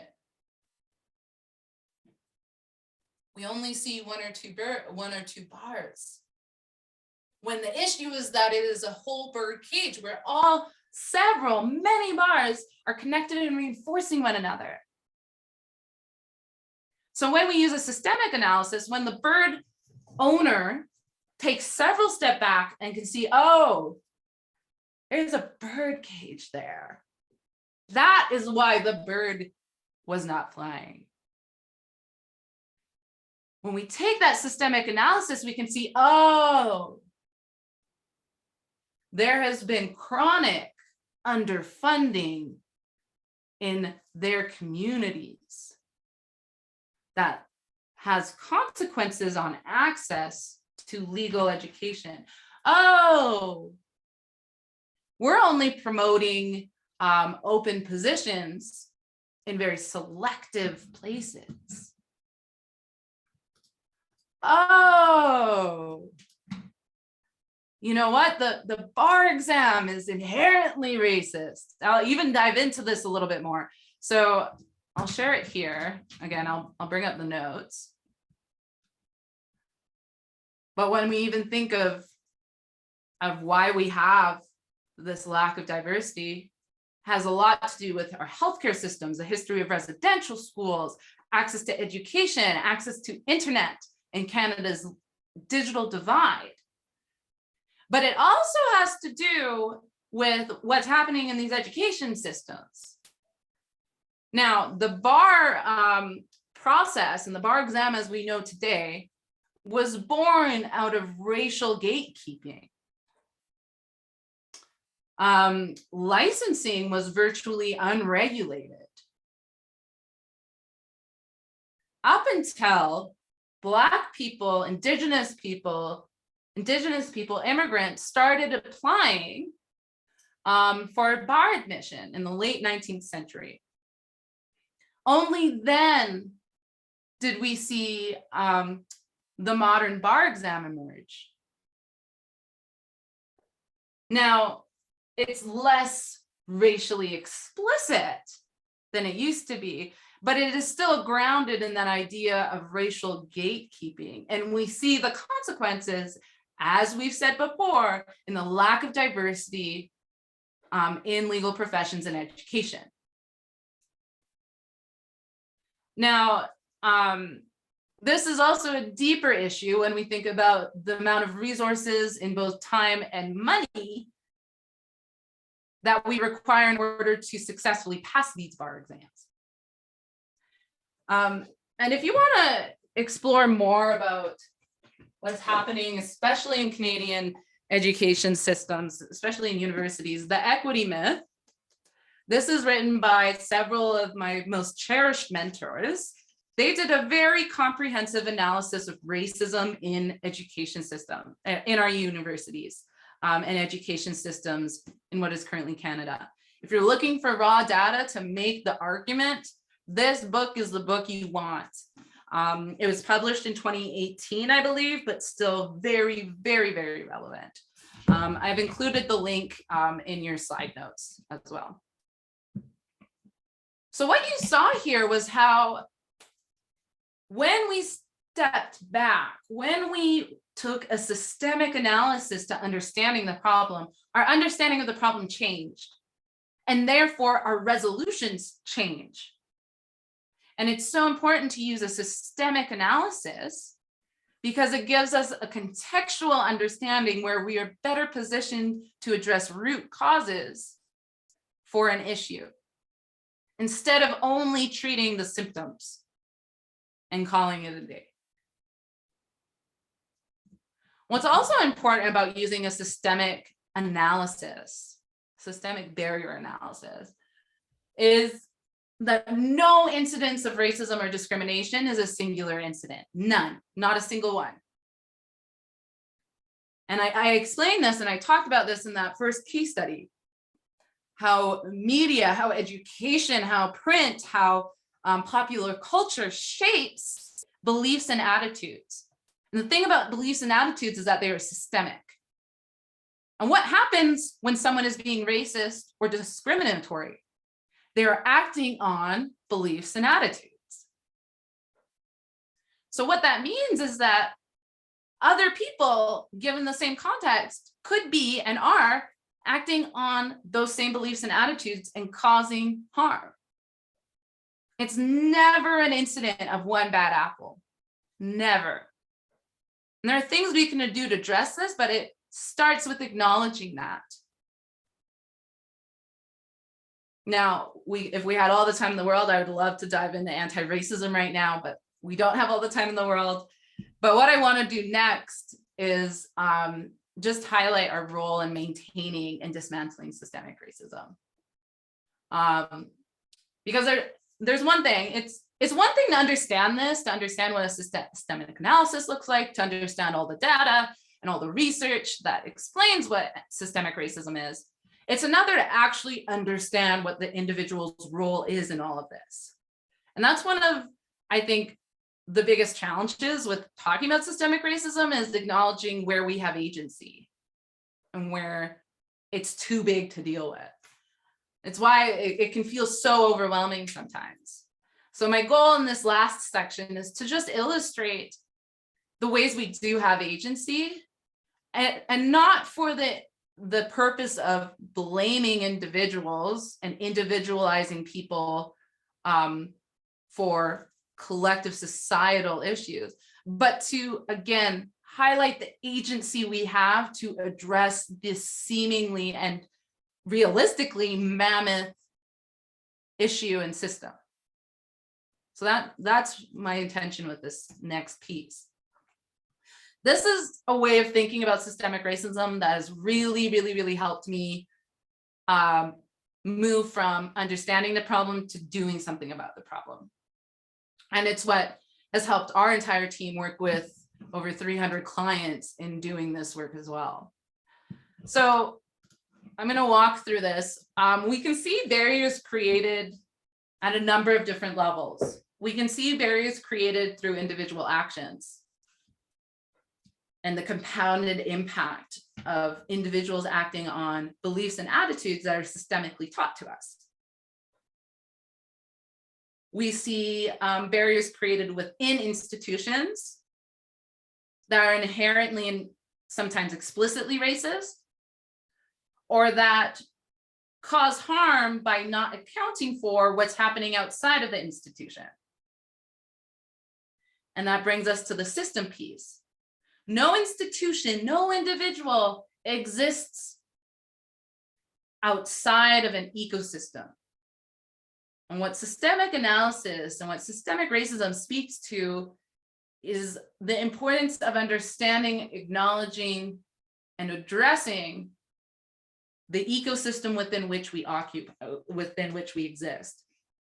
So I'll just go through a couple examples of what this looks like in practice. So individuals can internalize racist beliefs, attitudes, which impacts their behavior. So a hiring manager sees an African sounding name or an Indigenous sounding name on civil rights experience and on their resume, and doesn't give them a call back because they don't think they would fit the organizational culture. And there's no policy saying we can't hire Black people, we can't hire Indigenous people. That would be illegal. That would be very illegal. So no, we don't have policy saying that because we have laws to protect people from organizations doing that. But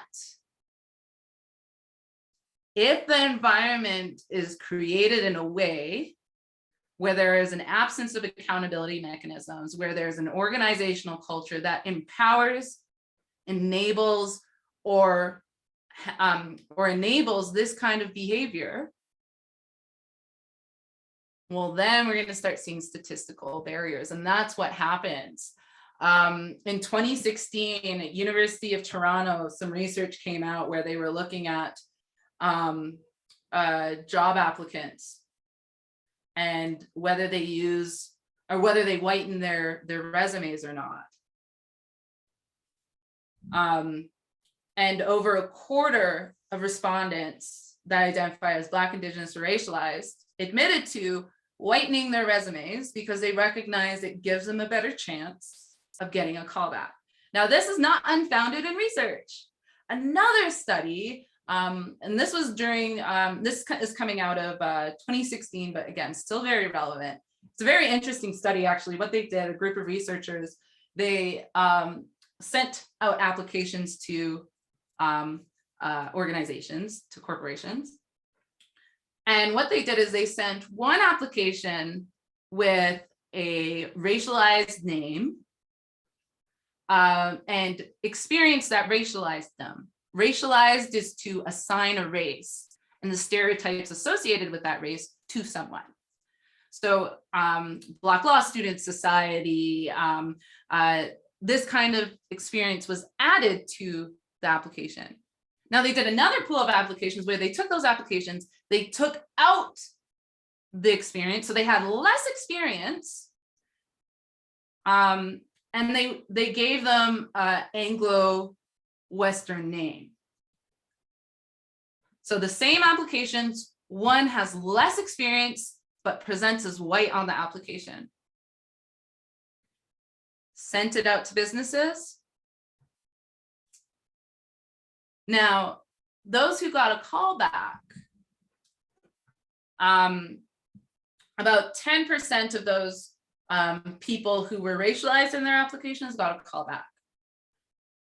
From the pool of applicants where they were whitened and presented as white on their applications, got a callback rate of 35.5%.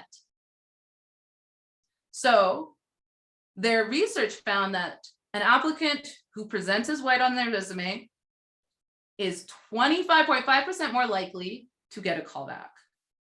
Again, no policies are saying don't hire Black people, don't hire Indigenous people, but through the application of that policy and the lack of accountability measures, we're seeing a racially charged outcome.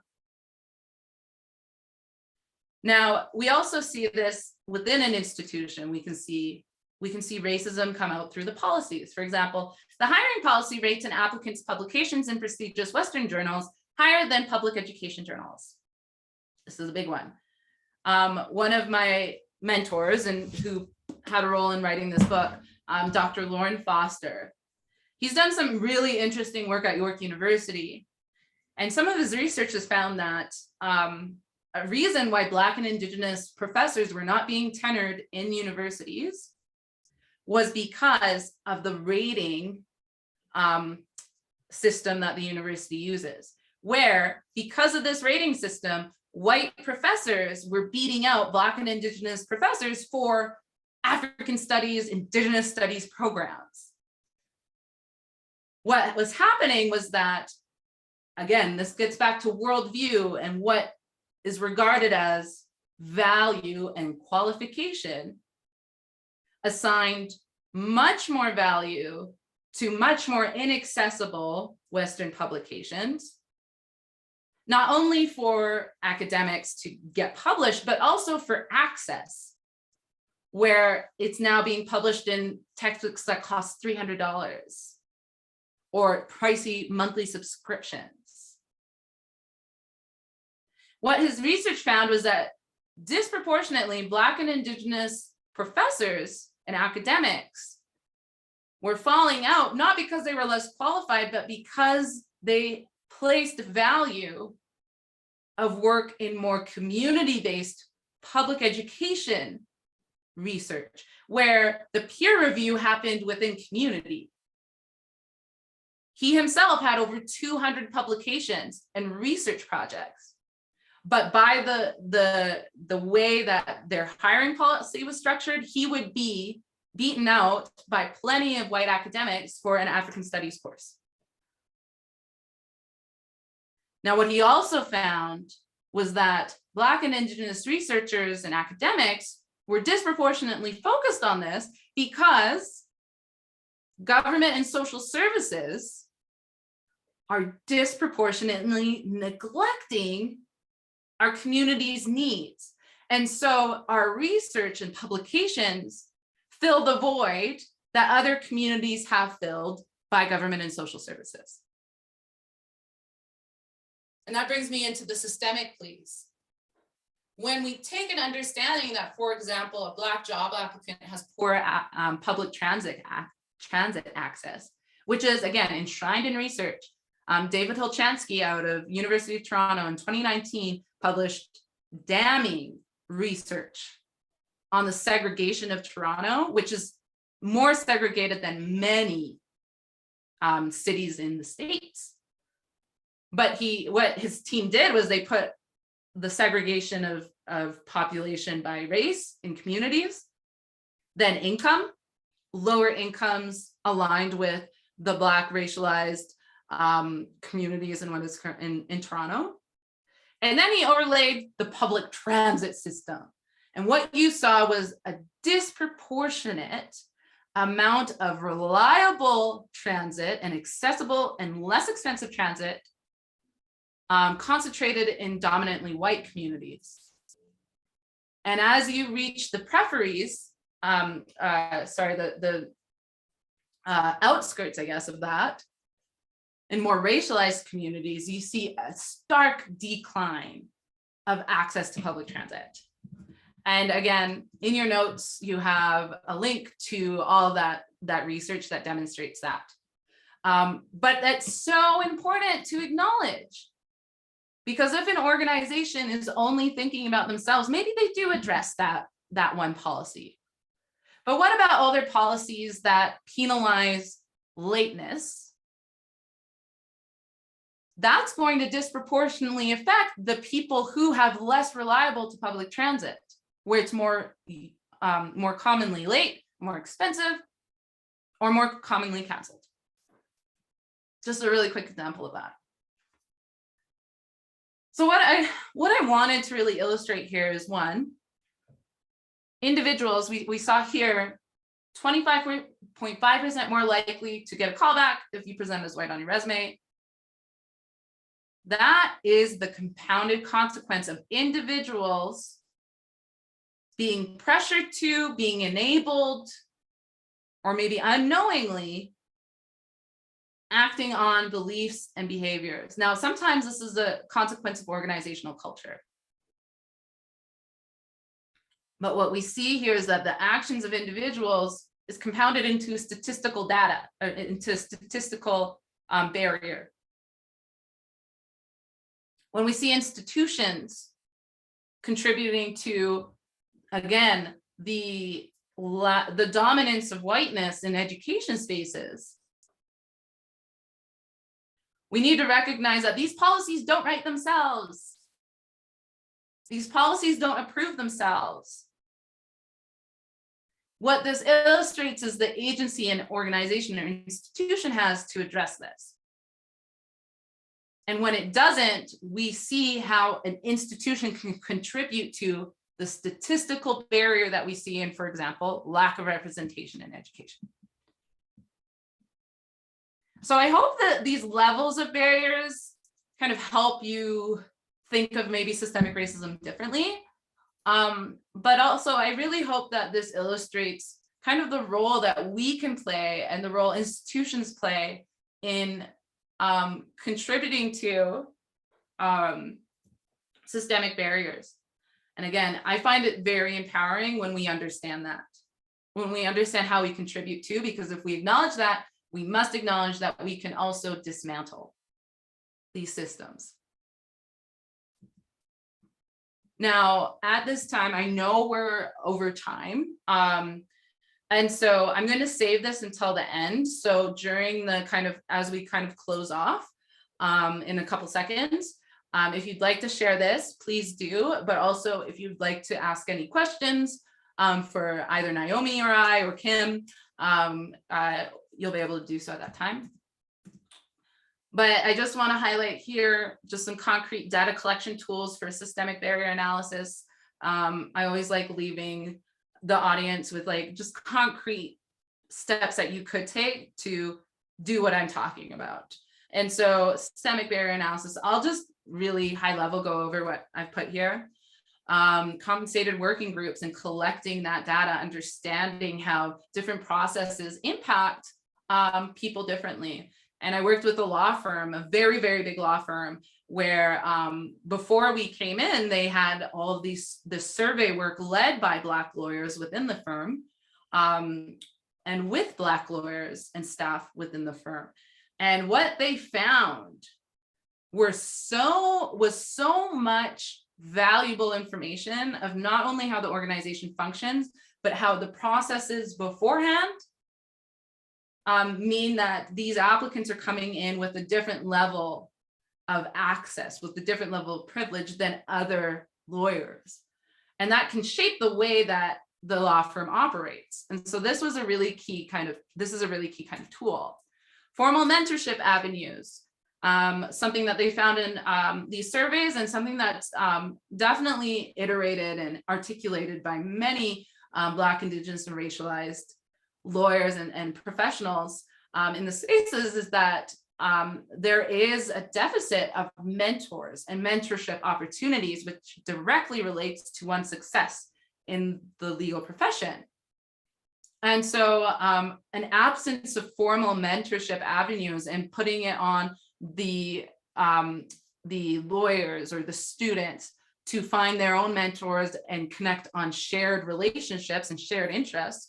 When that happens in a dominantly white space, you see people systemically disadvantaged from mentorship opportunities because there isn't that shared interests that can spark the mentorship right there.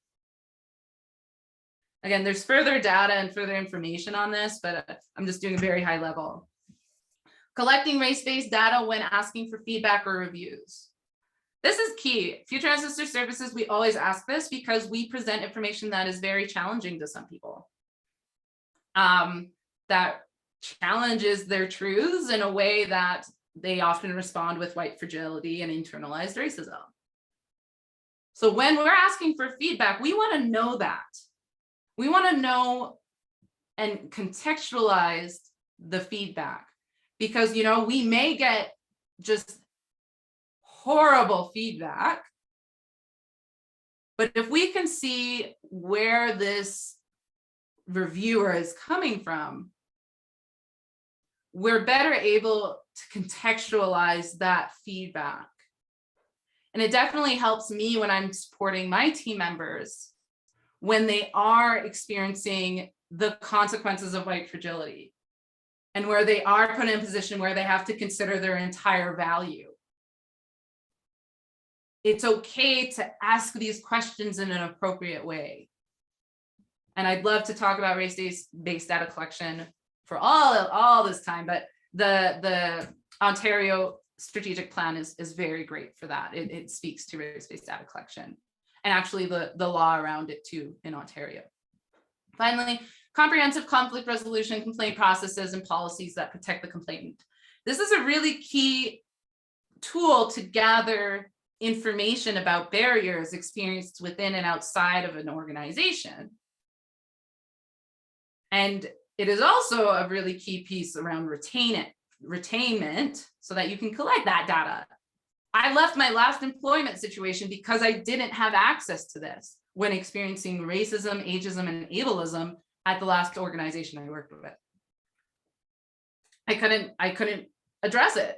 They couldn't collect that information from me. They couldn't understand how that organization is failing me and causing me harm. And so I ended up leaving after multiple attempts. So really key piece. Now, I know I've said a lot, I've done a lot of talking. Here's some deeper diving resources. I mentioned Nellie McClung's in here, but also just a couple other pieces that explore in a deeper dive, some of the topics I alluded to and some others that are relevant to this conversation that I didn't have a chance to speak to. I just want to note that Chanel Couture, who is a third year law student at the University of Ottawa, really supported us in contextualizing our content in a relevant way for legal profession, legal spaces.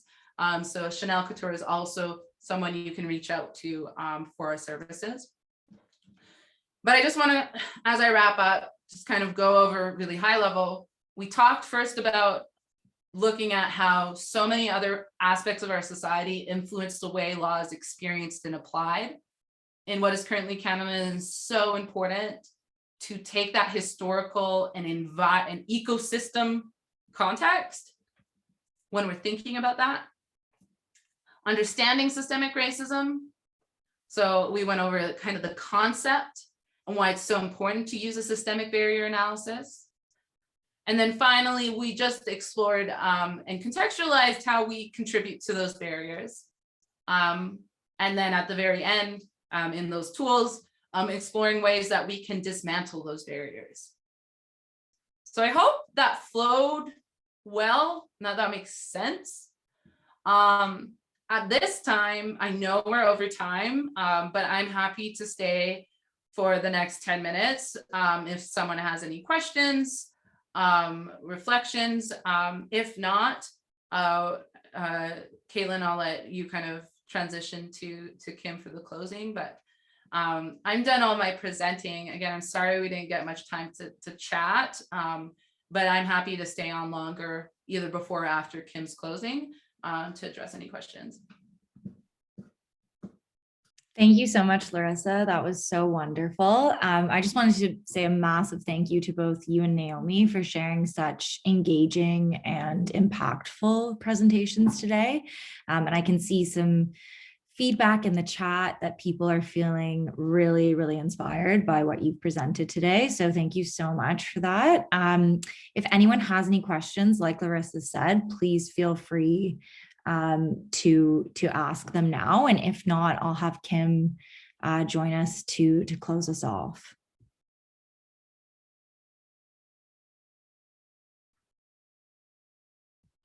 And maybe Larissa, if you can just stop sharing your screen, that would be helpful. Thank you. There we go. Now I can see everyone. Yeah, so I don't see any questions. So Kim, yeah, if you want to take it away and close this off, that'd be fantastic. Oh, miigwech, Larissa. Nice deep dive. Miigwech, Naomi. For me, I was learning like everybody else on this call today. And what my experience was that I needed to expand what my own personal preconceived notions about solution-oriented or educational sharing processes can look like. And so I want to thank you for that. You know, it's always nice to have your heart expand and your mind expand and have some harmony and balance between that. What I will take away from this, and what I hope some of the listeners will take away, is there are many ways of knowing. And in that process of acknowledging and then enacting the fact and supporting the fact that there are many ways of knowing, there is no way that if you are not a racialized person, you can truly understand it. But you can find ways to support those who are in different instances, you know, in the micro and macro ways. And I know that's pretty oversimplifying, so don't freak out, Larissa. But I you know, I want to be mindful of time, and I want to leave people with a sense of empowerment. This is important work. Somebody has to do this, perhaps on our behalf, but in collaboration with us, because I really believe that authentic voice in the journey of change is absolutely necessary. It's foundational. And so we're still here. You know, we're not a dying race, we're not a disappearing race. And with our collective drive to just make things better, not to point fingers and do accusatory work or diminish anybody, but truly embrace, um, I'm going to use another pan term, equality. I think equality is the wrong word. Like I think that's ineffectual. But you know, change has to happen. At the end of the day, change has to happen. So I honor the sharing today. I honor the listeners who came today. I honor the efforts of Level to really bring things full circle and provide expansion, a challenge, an opportunity to expand as a human being first. And a human being is the house for a spiritual being. So those two are, you know, they're not separated in this process. But then also for your heart space, so that as you think about where your place is going to be in society post this perhaps nudge to grow bigger and do more, that you will remember. You'll remember what was shared with you today, and that you will use it as solid foundational pieces to step forward in the you know, in the journey of truth. And truth isn't just one way. So I want to bring everybody together again to say thank you for spending this time with us. I want to thank Level for providing opportunity for me as a grandmother and a cultural grandmother in particular, to just hold us together no matter whose land you're on right now. And some people think, oh, we missed a land acknowledgement. You never miss it. They're always there. The ancestors are always there. You're walking on them, you're working on them, you're driving on them, you're playing on their bodies.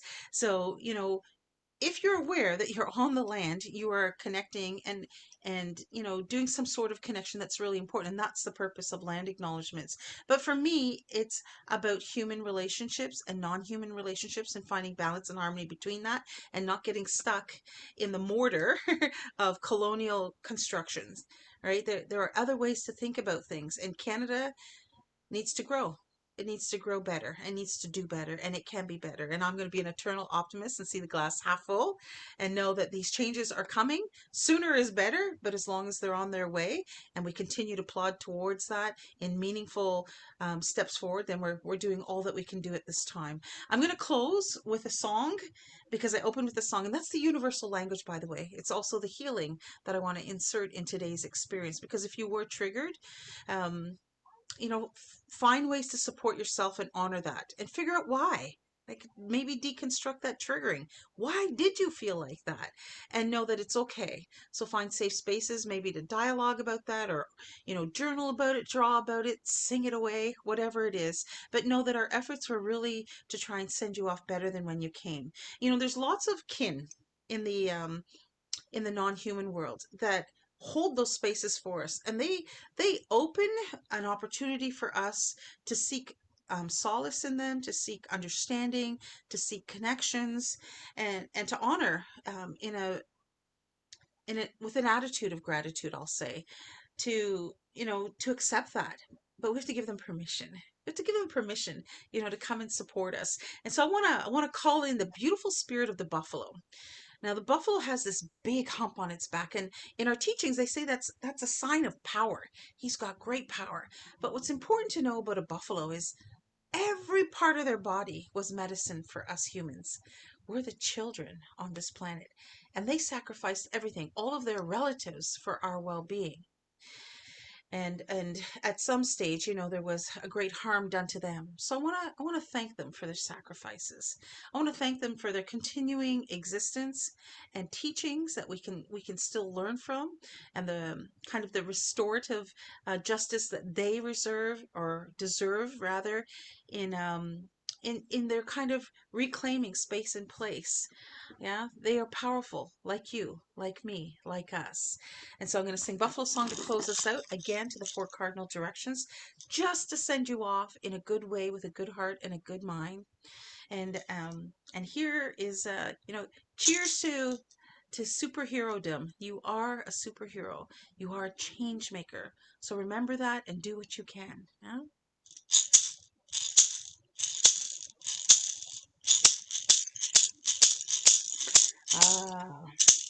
Way hey hey hey angua, way hey hey hey angua, way hey hey angua, way hey hey angua, way hey hey angua, way hey hey angua, angua angua, way hey hey angua, way hey hey angua.